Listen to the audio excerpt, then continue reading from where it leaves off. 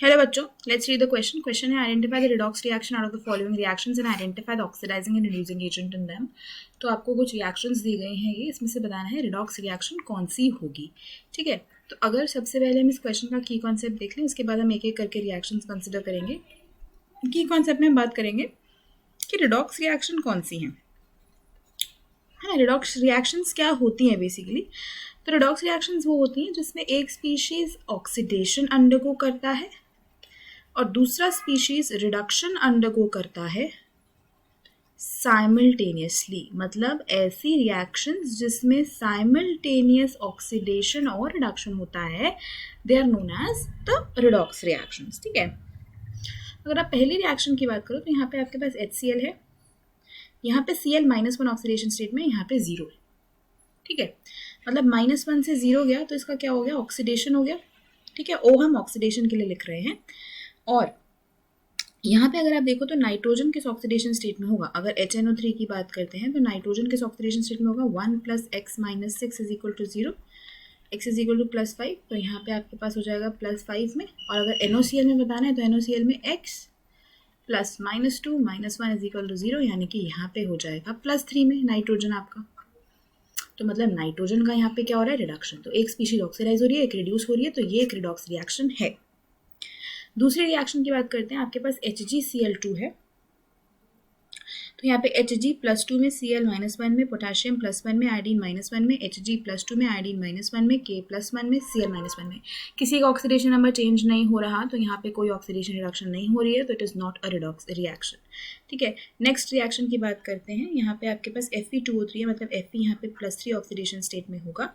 Okay, फिर हम बात कर रहे हैं CO की.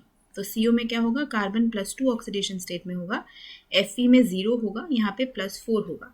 तो अगर आप थर्ड, ये फर्स्ट रिएक्शन के बारे में बात की थी, अगर हम थर्ड रिएक्शन के बारे में बात करते हैं तो उसमें क्या हो रहा है, आपका जो Fe है वो +3 से Fe में जा रहा है, मतलब 0 में. तो यहाँ पे क्या हो रही है, रिडक्शन हो रही है, जिसको हम R से रिप्रेजेंट कर रहे हैं.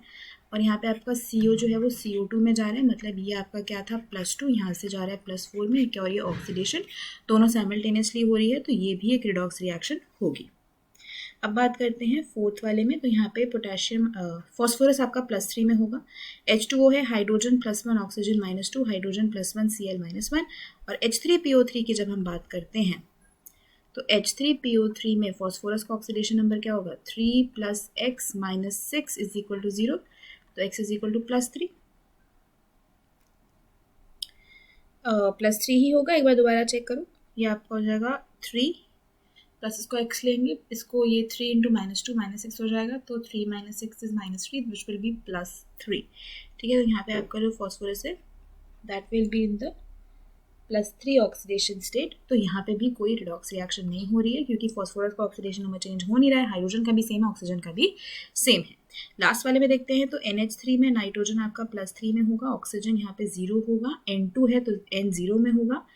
तो और O2 में, H2O में ऑक्सीजन -2 में होगा. तो यहाँ पे अगर आप देखो फिफ्थ वाली रिएक्शन में, तो यहाँ पे नाइट्रोजन आपका NH3 से N2 में जा रहा है, तो यानी कि +3 से 0 में जा रहा है, तो यहाँ पे रिडक्शन हो रही है. और अगर आप O2 को देखो तो ये O2 जो है वो H2O में बदल रहा है, मतलब 0 से -1 में जा रहा है. तो यहाँ पे भी क्या हो रही है, सॉरी 0 से -2 में जा रहा है ना. ये कहाँ जा रहा है, 0 से -2 में जा रहा है. तो यहाँ पे क्या हो रही है, यहाँ पे हमने जो गड़बड़ करी है वो ये करी है कि हमने नाइट्रोजन को +3 ले लिया है, लेकिन ऐसा नहीं है. Nitrogen is not +3, it will be -3. क्यों -3 होगा, क्योंकि हाइड्रोजन जो है वो +1 ऑक्सीडेशन स्टेट में होता है. ठीक है, तो ये -3 से 0 है, तो ये ऑक्सीडेशन हो गई, ये रिडक्शन हो गई, तो ये भी रिडॉक्स रिएक्शन हो गई.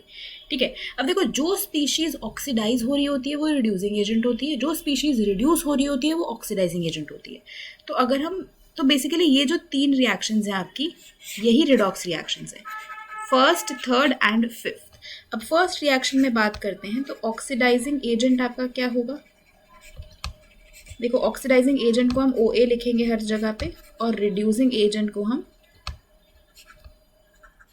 RA लिखेंगे हर जगह पे. ठीक है, जस्ट फॉर कन्वीनियंस.